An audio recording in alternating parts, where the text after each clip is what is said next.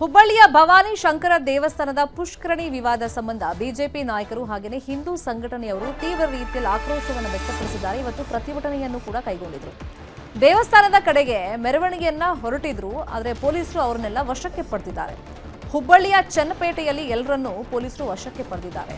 ಶಾಸಕರಾದ ಅರವಿಂದ್ ಬೆಲ್ಲದ್, ಮಹೇಶ್ ತೆಂಗಿನಕಾಯಿ, ಪ್ರಮೋದ್ ಮುತಾಲಿಕ್ ಸೇರಿದಂಗೆ ಹಲವು ಮುಖಂಡರನ್ನ ವಶಕ್ಕೆ ಪಡೆಯಲಾಗಿದೆ. ಹಿಂದೂ ದೇವಾಲಯ ಪುಷ್ಕರಣಿ ಜಾಗದಲ್ಲಿ ರಸ್ತೆ ನಿರ್ಮಾಣಕ್ಕೆ ವಿರೋಧ ಇದೆ. ನಾವು ಬೇಡ ಅಂದ್ರೂ ಅಲ್ಲಿ ರಸ್ತೆ ನಿರ್ಮಾಣ ಮಾಡಿದ್ದಾರೆ. ನಾವು ಪುರಾತನ ದೇವಾಲಯ ಉಳಿಸೋದಕ್ಕೆ ಹೋರಾಟ ಮಾಡಿದ್ರೆ ನಮ್ಮನ್ನು ಹೆದರಿಸೋ ಕೆಲಸ ಮಾಡ್ತಿದ್ದಾರೆ ಅಂತೇಳಿ ಪೊಲೀಸರ ವಿರುದ್ಧ ಹಿಂದೂ ಸಂಘಟನೆಯವರು ಹಾಗೆಯೇ ಬಿಜೆಪಿ ಲೀಡರ್ಗಳು ಆಕ್ರೋಶವನ್ನು ವ್ಯಕ್ತಪಡಿಸಿದ್ದಾರೆ.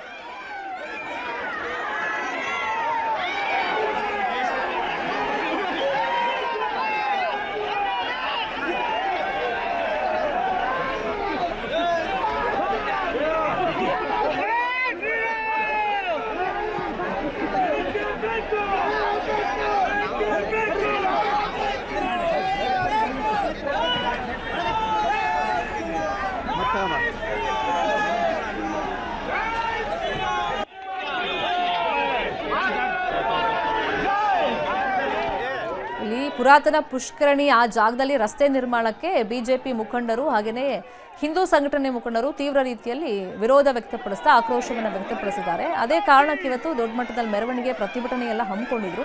ಅಂದರೆ ಮೆರವಣಿಗೆ ಆರಂಭ ಆಗ್ತಾ ಇದ್ದಂಗೆ ಅಲ್ಲಿ ಪೊಲೀಸರು ಅವಕಾಶ ಮಾಡಿಕೊಟ್ಟಿಲ್ಲ. ಪ್ರತಿಭಟನಾ ನಿರತರನ್ನ ವಶಕ್ಕೆ ಪಡೆದು ಬಸ್ನಲ್ಲಿ ತುಂಬಿ ಕರ್ಕೊಂಡು ಹೋಗಿದ್ದಾರೆ. ಹುಬ್ಬಳ್ಳಿಯ ಭವಾನಿ ಶಂಕರ ದೇವಸ್ಥಾನದ ಪುಷ್ಕರಣಿಯ ವಿವಾದ ಕ್ಷಣದಿಂದ ಕ್ಷಣಕ್ಕೆ ತೀವ್ರ ಸ್ವರೂಪವನ್ನು ಪಡ್ಕೊಳ್ತಾ ಇದೆ. ನಾವು ಪುಷ್ಕರಣಿ ಉಳಿಸೋದಕ್ಕೆ ಹೋರಾಟ ಮಾಡ್ತಾ ಇದ್ದೀವಿ, ಆದರೆ ಪೊಲೀಸರು ಬಲವಂತವಾಗಿ ನಮ್ಮ ಪ್ರತಿಭಟನೆಯನ್ನ ಹತ್ತಿಕ್ತಿದ್ದಾರೆ ಅಂತೇಳಿ ಬಿಜೆಪಿ ಮುಖಂಡರು ಹಾಗೆಯೇ ಹಿಂದೂ ಪರ ಮುಖಂಡರು ಆಕ್ರೋಶವನ್ನು ವ್ಯಕ್ತಪಡಿಸ್ತಾ ಇದ್ದಾರೆ. ಈ ವಿವಾದ ಯಾವ ಸ್ವರೂಪ ಪಡ್ಕೊಳ್ಳುತ್ತೆ ಮುಂದಿನ ದಿನಗಳಲ್ಲಿ ಕಾದು ನೋಡಬೇಕಾಗಿದೆ. ಯಾಕಂದರೆ ಇದು ನಮ್ಮ ಅಸ್ತಿತ್ವದ ಪ್ರಶ್ನೆ.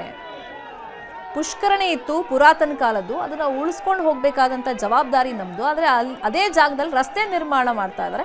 ಅದು ಬೇಡ ಅಂತ ನಾವು ಹೇಳಿದ್ರು ಕೂಡ ಆ ಪ್ರಕ್ರಿಯೆಯನ್ನು ಮುಂದುವರಿಸಿದ್ದಾರೆ. ಹಾಗಾಗಿ ತೀವ್ರ ರೀತಿಯಲ್ಲಿ ಈಗ ವಿರೋಧವನ್ನು ವ್ಯಕ್ತಪಡಿಸ್ತಾ ಆಕ್ರೋಶ ವ್ಯಕ್ತಪಡಿಸ್ತಾ ಪ್ರತಿಭಟನೆಗೆ ಬಿಜೆಪಿ ನಾಯಕರು ಮತ್ತು ಹಿಂದೂ ಪರ ಮುಖಂಡರು ಮುಂದಾಗಿದ್ರು. ಪ್ರಮುಖವಾಗಿ ಶಾಸಕರೆಲ್ಲ ಇವತ್ತಿನ ಮೆರವಣಿಗೆಯಲ್ಲಿ ಪಾಲ್ಗೊಂಡಿದ್ರು. ಅರವಿಂದ್ ಬೆಲ್ಲದ್ ಇರ್ಬೋದು, ಮಹೇಶ್ ತೆಂಗಿನಕಾಯಿ ಸೇರಿದಂಗೆ ಇನ್ನು ಪ್ರಮೋದ್ ಮುತಾಲಿಕ್ ಅವರು ಕೂಡ ಇವತ್ತಿನ ಮೆರವಣಿಗೆಯಲ್ಲಿ ಪಾಲ್ಗೊಂಡಿದ್ರು. ಆದರೆ ಪ್ರತಿಭಟನಾಕಾರರನ್ನ ಪೊಲೀಸರು ತಮ್ಮ ವಶಕ್ಕೆ ಪಡ್ಕೊಂಡಿದ್ದಾರೆ.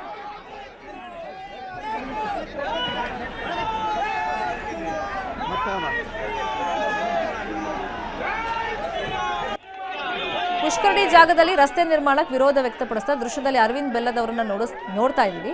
ಅಂದರೆ ಮೆರವಣಿಗೆಯನ್ನ ಹೊರಟಿದ್ರು, ಯಾವುದೇ ಕಾರಣಕ್ಕೂ ನಾವು ಪುಷ್ಕರಣಿ ಜಾಗದಲ್ಲಿ ರಸ್ತೆ ಮಾಡೋಕ್ಕೆ ಬಿಡಲ್ಲ ಅಂತೇಳಿ ಆಲ್ರೆಡಿ ಆ ಪ್ರಕ್ರಿಯೆಗಳು ನಡೀತಾ ಇದೆ. ಅಂದರೆ ಅದನ್ನು ನಿಲ್ಲಿಸಬೇಕು, ಅದನ್ನು ಉಳಿಸ್ಬೇಕು ಆ ಪುಷ್ಕರಣಿ ಅಂತ ಹೇಳಿಬಿಟ್ಟು ಇವತ್ತು ದೊಡ್ಡ ಮಟ್ಟದಲ್ಲಿ ಹೋರಾಟಕ್ಕೆ ಇಳಿದಿದ್ದಾರೆ. ಆ ಮೆರವಣಿಗೆ ಆರಂಭ ಆಗ್ತಾ ಇದ್ದಂಗೆ ಪೊಲೀಸರು ಪ್ರಮುಖರನ್ನು ವಶಕ್ಕೆ ಪಡಿತಾ ಇದ್ದಂಗೆ ಇನ್ನೂ ಆಕ್ರೋಶ ಜಾಸ್ತಿ ಆಯಿತು. ಯಾಕಂದರೆ ನಾವು ನಮ್ಮ ಹಕ್ಕನ್ನು ಕೇಳ್ತಾ ಇದ್ದೀವಿ, ನಮ್ಮ ಹೋರಾಟವನ್ನು ಹತ್ತಿಕ್ಕೋ ಕೆಲಸವನ್ನು ಪೊಲೀಸರು ಮಾಡ್ತಾ ಇದ್ದಾರೆ ಅಂತೇಳಿ ಆಕ್ರೋಶವನ್ನು ಪ್ರತಿಭಟನಾ ನಿರತರು ವ್ಯಕ್ತಪಡಿಸಿದ್ದಾರೆ. ಸದ್ಯಕ್ಕೆ ಭವಾನಿ ಶಂಕರ ದೇವಸ್ಥಾನ ಪುಷ್ಕರಣಿ ವಿವಾದ ದಿನದಿಂದ ದಿನಕ್ಕೆ ತೀವ್ರ ಸ್ವರೂಪವನ್ನು ಪಡ್ಕೊಳ್ತಾ ಇದೆ. ಪುಷ್ಕರಣಿ ನಾವು ಬಿಡೋದಿಲ್ಲ ರಸ್ತೆ ನಿರ್ಮಾಣಕ್ಕೆ ಅಂಥೇಳಿ ಬಿಜೆಪಿ ಮುಖಂಡರು ಹಿಂದೂ ಮುಖಂಡರು ಹೇಳ್ತಾ ಇದ್ದಾರೆ. ಹಿಂದೂ ಸಂಘಟನೆಯ ಮುಖಂಡರು ಒಂದು ಕಡೆ ರಸ್ತೆ ನಿರ್ಮಾಣ ಪ್ರಕ್ರಿಯೆಗಳು ಅದ್ರ ಪಾಡಿಗೆ ನಡೀತಾ ಇದೆ. ಹುಬ್ಬಳ್ಳಿಯ ಚನ್ನಪೇಟೆಯಲ್ಲಿ ಪೊಲೀಸರು ಪ್ರಮುಖರನ್ನ ಈಗ ವಶಕ್ಕೆ ಪಡೆದಿದ್ದಾರೆ. ಹಾಗಾಗಿ ಮುಂದೆ ಇವರು ಹೋರಾಟವನ್ನ ಯಾವ ಥರ ನಡೆಸ್ತಾರೆ ಅನ್ನುವಂಥ ಕುತೂಹಲ ಇದೆ. ಇದೇ ವಿಷಯವಾಗಿ ಇನ್ನಷ್ಟು ಡೀಟೇಲ್ ಆಗಿ ಇನ್ಫಾರ್ಮೇಶನ್ ಕೊಡ್ತಾ ಹೋಗೋದಕ್ಕೆ ಫೋನ್ ಸಂಪರ್ಕದಲ್ಲಿ ಕನೆಕ್ಟ್ ಆಗಿದ್ದಾರೆ ನಮ್ಮ ರಿಪೋರ್ಟರ್ ಶಿವರಾಮ ಸುಂಡಿ. ಈ ಪುಷ್ಕರಣಿ ವಿವಾದ ದಿನದಿಂದ ದಿನಕ್ಕೆ ತೀವ್ರ ಸ್ವರೂಪ ಪಡ್ಕೊಳ್ತಾ ಇದೆ. ಇವತ್ತು ಸುಮಾರು ಎಷ್ಟು ಸಂಖ್ಯೆಯಲ್ಲಿ ಪ್ರತಿಭಟನಾಕಾರರು ಸೇರಿದ್ರು? ಈಗ ಪೊಲೀಸರು ಅವ್ರನ್ನೆಲ್ಲ ವಶಕ್ಕೆ ಪಡೆದಿದ್ದಾರೆ. ಇನ್ನೂ ಪ್ರತಿಭಟನೆ ಮೆರವಣಿಗೆ ಅಲ್ಲಿ ಕಂಟಿನ್ಯೂ ಆಗಿದೆಯಾ?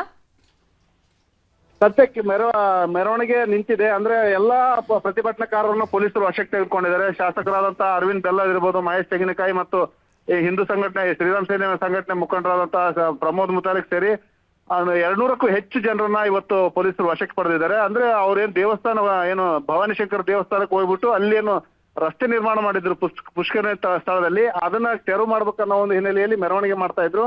ಆ ಒಂದು ಏನು ಭವಾನಿ ಶಂಕರ ದೇವಸ್ಥಾನ ಚಲೋ ಹೋರಾಟಕ್ಕೆ ಅರ್ಧದಲ್ಲೇ ತಡೆದಿದ್ದಾರೆ ಪೊಲೀಸರು.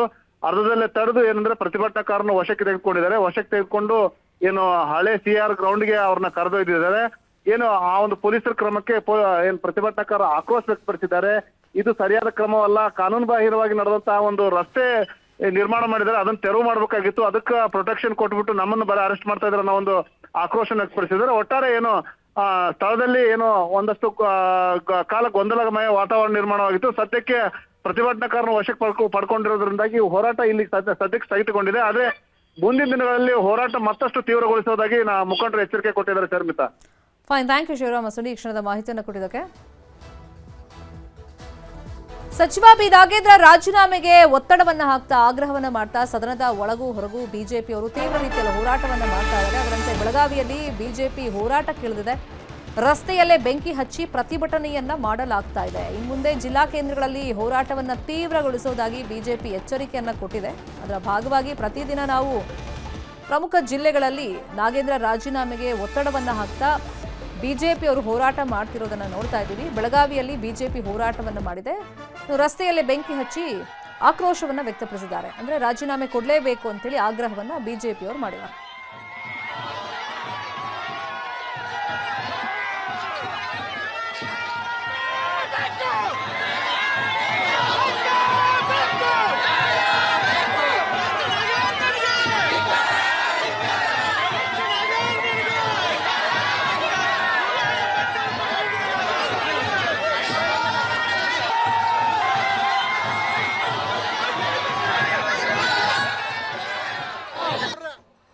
ಮಂತ್ರಿ ಮಾಡಿದಾರ ಇವ್ ರಾಜೀನಾಮೆ ತಗೊಂಡಾಗ ಅವ್ ಸತ್ಯಾಶ ಹೊರಗೆ ಬಿಡ್ತಾನ.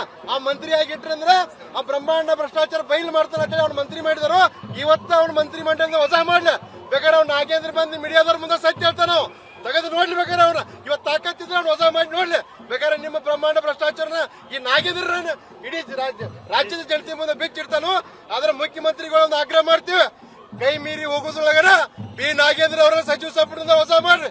ಬಿ ನಾಗೇಂದ್ರ ಸಚಿವ ಸಂಪುಟದ ಕಿತ್ತಾಕ್ರಿ. ಇಲ್ಲಾಂದ್ರೆ ನೈತಿಕವಾಗಿ ಬಿ ನಾಗೇಂದ್ರ ರಾಜೀನಾಮೆ ಕೊಡ್ಲಿ.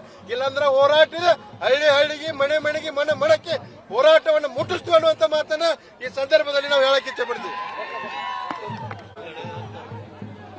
ಕರ್ನಾಟಕದಲ್ಲಿ ಇರುವಂತ ಕಾಂಗ್ರೆಸ್ ಸರ್ಕಾರ ಹೆಸರು ಬದಲಾವಣೆ ಮಾಡಬೇಕು. ಬತ್ಲೆ ಸರ್ಕಾರ ಅಂತ ಹೆಸರು ಇಡಬೇಕು. ಬತ್ಲೆ ನಿತ್ತಿನವ್ರಿಗೆ ನಾಚಿಕೆ ಇರೋದಿಲ್ಲ. ಹಾಗೆ ನಾಚಿಕೆ ಇಲ್ಲದೆ ಸರ್ಕಾರ ಯಾವ್ದಿದ್ರ ಅದ ಡಿ ಕೆ ಶಿವಕುಮಾರ್ ಅವ್ರದ ಕಾಂಗ್ರೆಸ್ ಸರ್ಕಾರ. ಯಾಕಂದ್ರೆ 187 ಕೋಟಿ ಹಣದ ಹಗರಣಾಗಿಂದ ಸಿದ್ದರಾಮಯ್ಯ ಅವರು ಒಪ್ಪಿಕೊಂಡು. ಇದೀಗ ಇತರೆ ಪ್ರಮುಖ ಸುದ್ದಿ ನೋಡ್ತಾ ಹೋಗೋಣ. ಎಕ್ಸ್ಪ್ರೆಸ್ ನ್ಯೂಸ್ ಅಲ್ಲಿ ಧ್ವಜಾರೋಹಣ ವೇಳೆ ಗಾಳಿಯಲ್ಲಿ ಗುಂಡು ಹಾರಿಸಿದ ವ್ಯಕ್ತಿ ಧಾರವಾಡ ತಾಲೂಕಿನ ಕುರುಬಗಟ್ಟಿ ಗ್ರಾಮದಲ್ಲಿ ನಡೆದಿದ್ದಂಥ ಘಟನೆ. ಗುಂಡು ಹಾರಿಸಿದ ದೃಶ್ಯ ಎಲ್ಲ ಕಡೆ ವೈರಲ್. ಹಾಸನದಿಂದ ಬೆಂಗಳೂರಿಗೆ ಬರ್ತಾ ಇದ್ದ ಬಸ್ನಲ್ಲಿ ಯುವಕನಿಂದ ಅನುಚಿತ ವರ್ತನೆ. ಯುವಕನಿಗೆ ಯುವತಿಯಿಂದ ಚಪ್ಪಲಿ ಏಟು. ಕುದೂರು ಠಾಣೆಯಲ್ಲಿ ಕೇಸ್ ದಾಖಲು. ತಡೆಗೋಡೆ ಇಲ್ಲದೆ ಕೆರೆಗೆ ಆಟೋ ಪಲ್ಟಿ. ಮಂಡ್ಯದ ಬೋಳಮಾರನಹಳ್ಳಿ ಬಳಿಯಲ್ಲಿ ಘಟನೆ. ಪ್ರಯಾಣಿಕರಿಲ್ಲದ ಕಾರಣ ತಪ್ಪಿದ ಭಾರೀ ಅನಾಹುತ.